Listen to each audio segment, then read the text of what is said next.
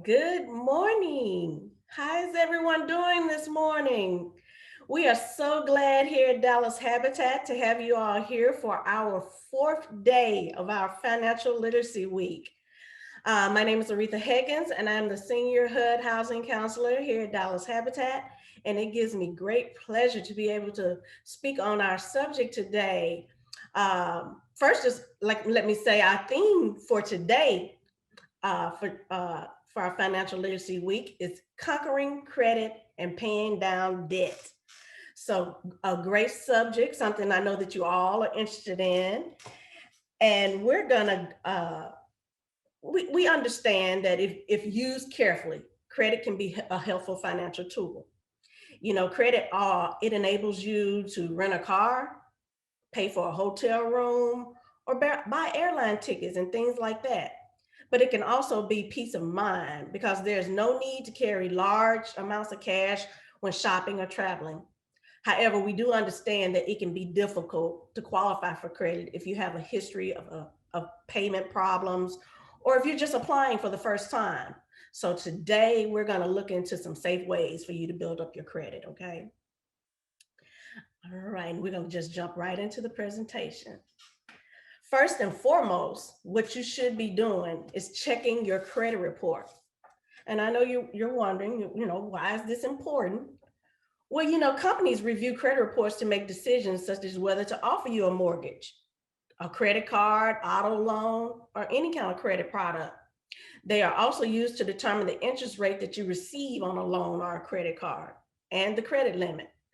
So you want to check that credit report regularly just to get into a habit first and foremost, but especially to look early on just to confirm that your information is correct. So I know you're probably thinking, okay, if I have no credit, why am I checking my credit report?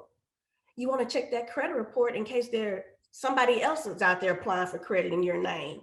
And then you're looking to go buy a car and the lender comes back to you and say, hey, we're going to deny you because you already have a car. And the first thing you looking at, you thinking, no, I don't. This is my first time applying for credit. So again, you want to look over that credit report and you're going to want to look to see if there are any errors or fraudulent accounts. Um, any errors could be credit that's in your name. It could be your name misspelled. It could be your social security number wrong. It could be addresses on there that where you've never lived. All those things can affect you. So you want to make sure that the information in your credit report is accurate. And if you do have any like fraudulent accounts that you have not opened up, you're going to want to file a police report because it appears that your identity has been stolen. And that happens more than you all think. That is a big issue going on today where people are, your identity is being stolen and someone is living a nice life on you. Okay, so those are the reasons that you're going to want to check that credit report and check it often. If you are needing to know where to go to check your credit report, you can go to www.annualcreditreport.com. Also, due to COVID, you can go to all three bureaus, Experian, Equifax, TransUnion. You can pull that credit report every week, you know, up until April 2022. Okay. It was up due to COVID, they had it up until April 2000 of this year, but then they extended it to give people more time. So there's no excuse for not knowing what's on your credit report. Now, it's not going to give you your score, but it will let you know what's going on with your credit report, what things that you have on there. So you'll be able to review it and see if these items, if there are any errors or things that you need to take care of. So be sure to do that if you have not, and be sure to get into the habit of checking your credit report because that's the first step to building up your credit. All right. Paying bills on time. If you pay your bills on time every month, then you're doing one of the best things that you can do to build good credit. Why? Because your payment history, that is 35% of your credit score. It's the biggest part. Okay. So you're going to want to make sure that you're paying those bills on time. And when you get into that category where you're 30, 60, 90, 120 days late, that's really affecting you. It's hurting you. So please make sure you pay your bills on time. And this is not meaning just your credit card bills. This means your rent, your phone bill, your utilities, doctor's bills, and just about any other bill that you can think of. Because while not all of those things relate to credit, unpaid bills can be reported on your credit history by all kinds of companies. Okay, and it's gonna hurt you. So pay all your bills on time. And if you think you really want to be able to make one, contact those creditors. And I know it's something that a lot of us, we don't want to do. We don't want to pick up the phone. We don't want to call creditors, but you have to be a smart adult and do what you need to do. There's nothing wrong with saying, hey, I need a little more time. Life happens to everyone. Things come up unexpectedly with everyone. So just pick up the phone. If you need a few more weeks, call your creditor and say, hey, can you work with me? I'm gonna need a little more time, but you got to pay those bills on time if you want to see that credit score increase. Okay. Get a secured credit card. A secured card is backed by a cash deposit you make up front. The deposit amount is usually the same as your credit limit. The minimum and maximum amount you can deposit varies by the card. And many of these cards require a minimum deposit of at least $200. You're going to want to choose a secured card with a low annual fee and make sure it reports the payment data to all three of the credit bureaus, Experian, Equifax, and TransUnion.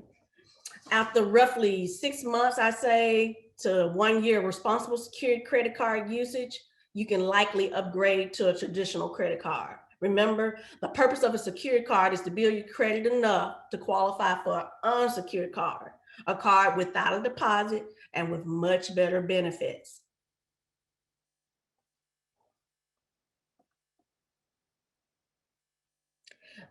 Credit utilization. Keep your credit utilization low. Your credit utilization impacts your credit score. A good rule of thumb is to keep your credit utilization under 30%. So say if you have $1,000 in available credit, you shouldn't owe more than $300 at any one time. And if you have $10,000 in available credit, keep your charges under $3,000. By keeping your credit utilization under 30%, you can avoid dragging down your credit score. Okay. But again, you want to make sure when you do get a credit card, it's best to make small purchases, purchases where you can make sure that you're paying those balances in full every month. This will help as well. Okay. So you don't want to get crazy with a credit card just because you got it. You don't want to use it all up and charge it to the max. Again, make small charges, put small charges on it and try to make the payment in full every month. But remember to keep that credit utilization low because it's a big part of your credit score. It has a 30%, well, not 30%, but it has a positive impact on your score. So you want to make sure that you're keeping the credit utilization low.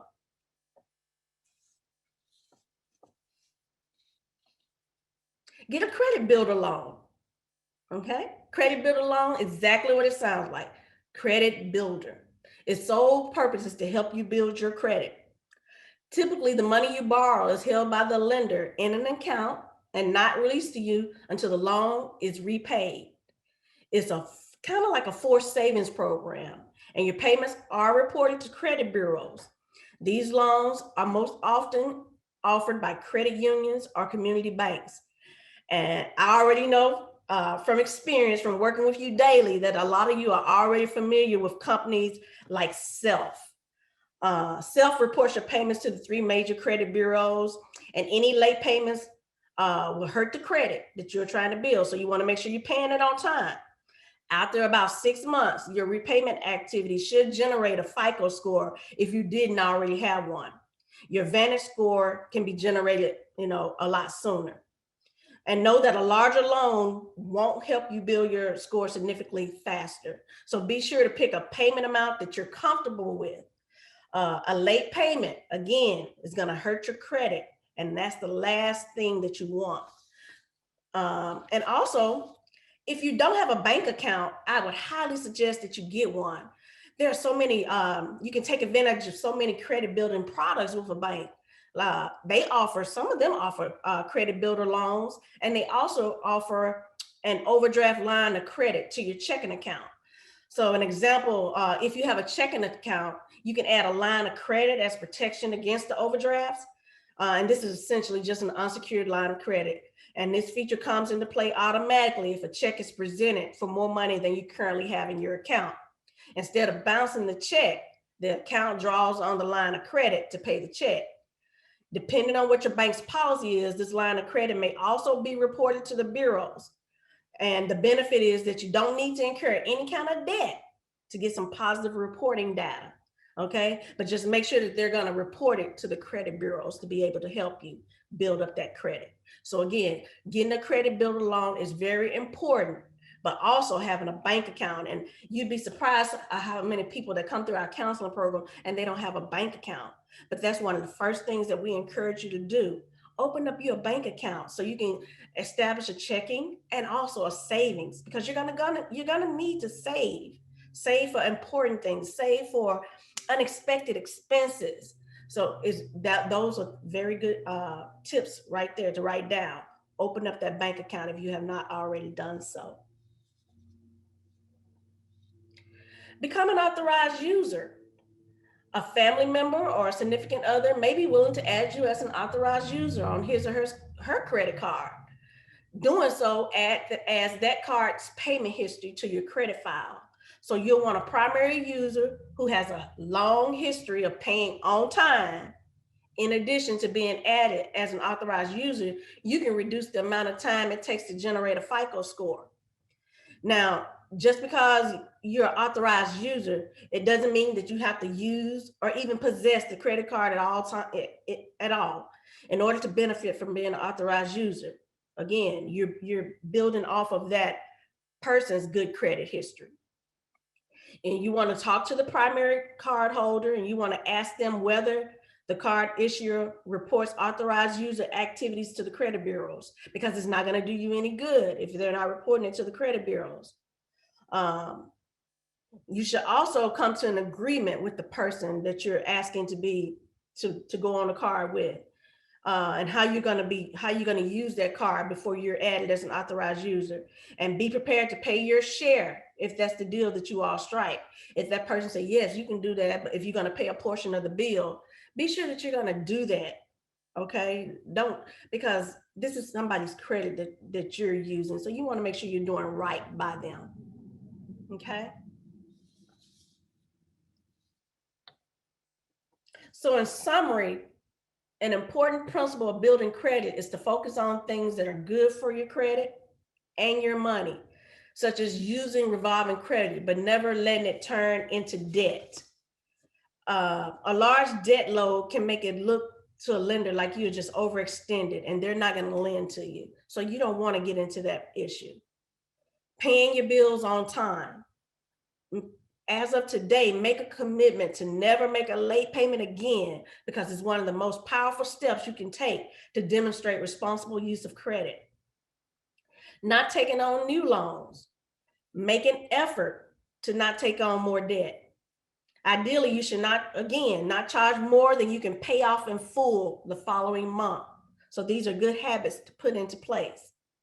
And we understand it takes time to learn how to start building credit and maintaining good habits. I don't want you to obsess about the credit score, because that's not what this is all about. This is about you staying focused, staying responsible, and just letting time do its thing. And soon enough, you'll have a good credit score and you'll have learned the steps to maintain a good credit score. And also, for some things that I wanted you all to know about, I know that you're familiar with it, but I wanted to at least bring it up. Experian Boost, okay? And I'm sure some of you have used it. Experian Boost, it's a good option for boosting up your credit score, but you have to understand that it's not permanent. And if you decide that it isn't for you, you can remove your data via Boost at any time. It's important to note, however, that the credit score calculated through Experian Boost is based off the FICO Score 8 model and works with FICO 9, Vantage Score 3, and Vantage Score 4. So if you were counting on Boost to help you get a home loan or a credit card, just keep in mind that the lender may use a different model on their report. So it may not even help you in that area. It affects everyone differently. There's no guarantee that using Boost, your score is going to go up. This service is designed to help those with thin credit files and on low scores. And they also have the bills that work with Experian are bills like Netflix, Disney Plus, Hulu, AT&T, Spectrum, Verizon. So it is a good tool to use to boost your score. And I had some information for my tech savvy friends that, you know, you're one of those, you're walking around, you want to check things all the time. I have 4 mobile apps for managing your credit. These apps are, I believe they're essential to have. So you all take a look at them if you're not familiar with them. I know a lot of people are probably familiar with Credit Karma. Credit Karma has some helpful tools that help you manage your credit, and it's all for free. You can access your credit score and report and receive credit and identity monitoring alerts. You also receive details about factors affecting your credit score. You get suggestions on how to improve your credit score. I love that part. And recommendations for credit products that can help you save money. It's important to note that the information provided is based on your TransUnion and Equifax report, and the credit score is not a FICO score. So if you're working with like a mortgage lender or something like that, what the score that Credit Karma gives you is not necessarily going to be the credit score that's pulled by a mortgage lender, because they're going to pull a credit report from all 3 bureaus, Experian, Equifax, and TransUnion. Okay, so keep that in mind. Another app is Credit Sesame. It's another free credit score app. This one provides a monthly Experian credit score and credit monitoring. It summarizes your monthly debt payments and it lists your total debt balances. Compared to Credit Karma's app, Credit Sesame's features and functionality are limited. However, it does have some tools for homeowners, such as home value estimate calculator and real-time savings advice on home loans. Also, keep in mind that the credit score you receive through Credit Sesame is not a FICO score. Again, it may not be what your lender, whoever pulls your credit report, this may not be what they're looking at, okay? And then this one is for, it is Debt Planner and Calculator with Banking Ledger. This is for only Androids, I believe. This is an app by Kick and Let It Studios, and it lets you organize and plan your debts. And most importantly, it tells you how long it's going to take you to get out of debt based on details about your debt and payment amounts. The app also now allows you to add your bank accounts and manage your banking ledgers. So it's a good one to have as well. And then I know you all are familiar with Mint. The Mint app, it does a lot more than credit management, since it's more of an overall personal finance app. And I have to admit, this is one of my favorites. The app pulls your banking and credit card transactions and categorizes them so you can quickly and easily see where you're spending money. You can receive bill reminders, again, to make sure you're paying that on time, because remember, 35% of your score. You'll receive bill reminders, spending and balance alerts, and notifications of bank fees. Mint only reads your account information. The app can't make transactions or move money from your account. But again, those are some for the mobile apps for managing your credit, and they're very good to have. So I felt that I needed to at least mention those. And that is the end of my presentation. But I did want to mention too that we are, again, we're talking about paying down credit, building up credit, and paying down debt. And we do have some additional classes coming up at 12 p.m. We have our own Porfirio Coronado, who's going to be talking about giving you tips for paying down debt faster. And then at 6 p.m., we're going to co-host a workshop, a debt management workshop with Comerica Bank. So we want to make sure that you all join us and you get all this great financial information. And I'm going to open the floor for some questions if we have time.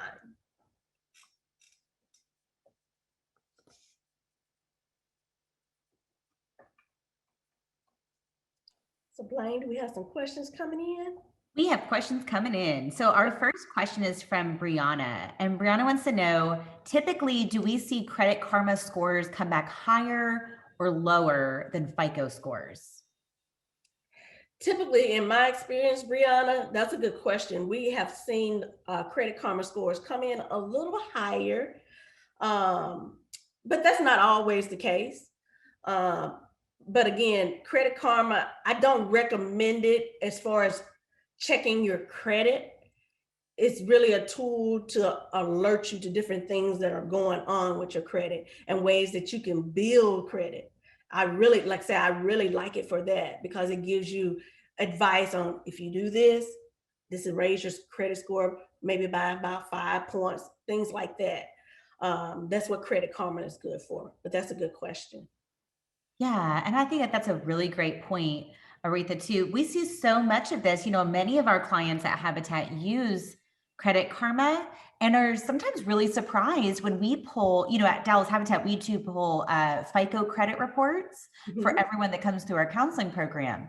And a lot of times clients are really surprised when they say, geez, what you're showing me on my FICO is not at all what I saw on Credit Karma. I was thinking my score was sometimes, even like 50 points higher. Exactly. Sometimes that's a shell shock. So yes, yes. it's a good tool to look at your history, maybe, but maybe not so much the score. Exactly. Yeah. Aretha, we have a question also from Nessa here who is curious, any recommendation or advice on using CreditWise? Is that something that you're familiar with? I can't say that I'm familiar with CreditWise. Have you heard anything about that one, Blaine? I haven't, but I definitely think any of these apps, Nessa here, in generally speaking, are probably going to give you good data and good information. And like Aretha said, when she ran through some of her favorite apps and talked about where that data is pulled from, right? Like, does it come from TransUnion? Does it come from Equifax? These are all just really great points to understand when you look at that score, where is the data coming from? So how relevant is that data to you? Yeah. And the first question you should ask yourself definitely is this a FICO score or is it a Vantage score? Like Aretha said, FICO is used by mortgage lenders and by a lot of car lenders or auto lenders as well. So for most of our big purchases, we're going to want to know what our FICO score is. And then secondarily, to Aretha's earlier point, to understand, is this coming from multiple bureaus or just from one? So is it coming from Equifax and TransUnion, only TransUnion? And that's important, right? Because not all of our data is reported to all three bureaus. Right, exactly. And something else that I want you all to keep in mind, there are so many different scoring models out there. Over 20 different scoring models. So you can't control where lenders are different creditors are pulling your score. You have no control over that. All you can do is try to do the best that you can to make sure you're building that credit score and make sure that you're staying on track to have a good credit score. Okay. Aretha, something that you mentioned earlier in the presentation is the importance of us having a bank account open. Right. And I think it's also worth mentioning, if you do already have a bank account open, whether it's a checking account or a savings account with a financial institution, chances are you're using a mobile app for that bank. And I'll say, a lot of mobile apps, and I see a comment come through from Porfirio in the chat as well about Capital One, but a lot of banks and their mobile apps offer their customers to check their FICO score monthly. Yes. So again, these are free sources, very credible sources.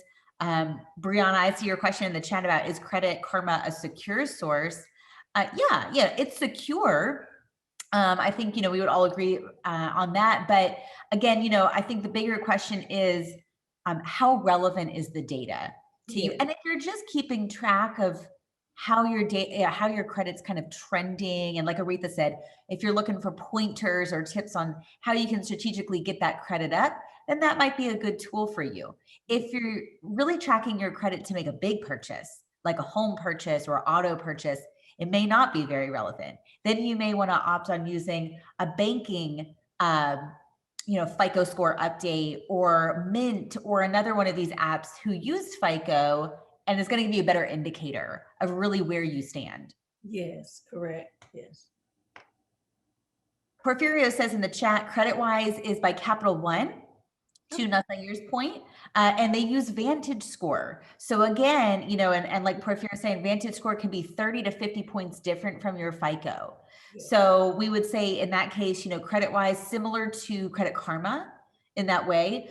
Vantage Score, like Aretha said, is one of many scoring models, but it's not a widely accepted credit scoring model when it comes to mortgage lending specifically. And we know at Habitat, a lot of people that are in our classes tend to have the goal of home ownership. So that's just an important point to make. Yes. Aretha, our next question is, where can you find your utilization score? Where can you find your utilization score? That's kind of a trick question, I think, because so there's not necessarily a quote unquote utilization score per se. Yes, it's more so along your balances. Your utilization is the balances on your credit card, or whatever credit card that you have. You just want to be mindful that you're not going over 30% of your credit score. And if you can keep it lower than that, great. The lower, the better. But it's not something where you go and find. It's more so of you calculating and making sure that you keep your purchases below that 30%. Okay. In the examples that I used, I don't know if we can go back to that one, Blaine, on the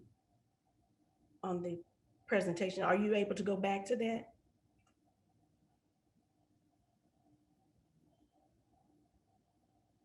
Okay. Now, like I said, if you have a credit card and the available limit, the max limit on that credit card is $1,000. You don't want to put any more than $300 on that, okay, at any one time. And if you have $10,000, a $10,000 credit limit, you want to keep your charges under $3,000 to stay below that 30%. But again, if you can keep it lower than that, that's great. But a good rule of thumb is to not charge any more on a credit card than you can afford to pay in full the following month. That's why I said when you're using the credit card, make sure that you're making small purchases. If you can, make small purchases and pay the balance in full, the following month. But that's keeping your credit utilization is just making sure you keep that balance under 30%. Okay. Great. I hope that helped. Alfredo has a follow-up question to that, Aretha, and his question is, what happens if you go over 30% of your utilization one time? It could, that's a good question too, Alfredo. It could bump up your score. Decrease your credit score because you're over. It could have a big effect on your credit score. So again, you want to make sure you stay under that 30% because you don't want your credit score to be dinged. It's just when they calculate that and they see that you over, that calculation could easily push your credit score down. Okay.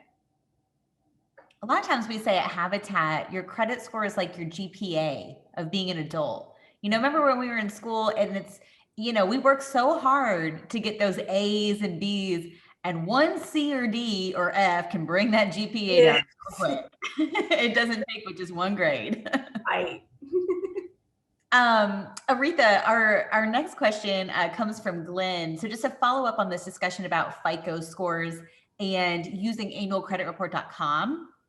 His question is, on annualcreditreport.com, that he believes they only give you credit history, but no FICO score. That's right, Glenn. Mhm. This earlier point that you can purchase a score, a report with a score on annualcreditreport.com, but the free version of that report just is designed to help you keep tabs on what is showing on your credit history. It's Yeah. not really designed to help you keep track of score. So Glenn wants to know, then where can I get the real FICO score for free or low cost? You can always, like I said, get it from any of the bureaus, but like I said, I'm not sure, and I don't want to give you the wrong answer, but I think that you may have to pay for that.